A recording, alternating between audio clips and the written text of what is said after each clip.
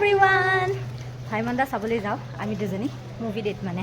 last উইকে চোৱা planning আছিল মানে যিদিনা ৰিলিজ হৈছিলে বাট গাঁৱত আছিলোঁ নলবাৰীত বিয়া আছিলে গম পাই চাগে চ' চাব নহ'ল আজি কিবাকৈ টাইম মিলাইছোঁ মানে খানা এটাও আছিলে পাৰ্টি এটা ৰিচেপশ্যন পাৰ্টি সেইটো খাই আহিলোঁ আহি এতিয়া মুভি চাবলৈ যাব ওলাইছোঁ ভাগৰ লাগিছে ৰেষ্টে ল'ব পোৱা নাই হ'লেও চাম মানে আজি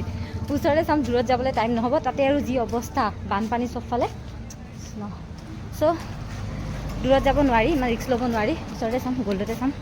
নহ'লেতো বেলেগত গ'লোহেঁতেন এতিয়া ব'লক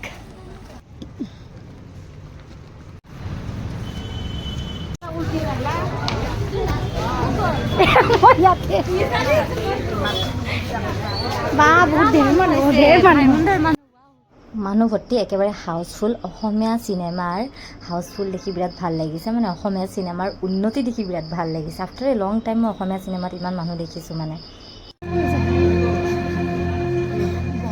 জুবিন দাৰ ৰোলটো চাই বিৰাট মজা লাগিল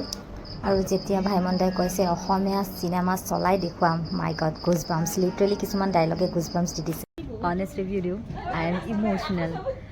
মাই গড মানে এটা দুখ থাকি যাব ভাইমন্দা মানে আমাৰ মুনীন বৰুৱা ছাৰ তেখেতক ওচৰৰ পৰা কেতিয়াও নেদেখিলোঁ মানে এইটো জীৱনত সেইটো সৌভাগ্য নহ'ল তেখেতৰ ছেক্ৰিফাইচ তেখেতৰ কষ্ট অসমীয়া চিনেমাৰ কাৰণে মাই গড হেডছ অফ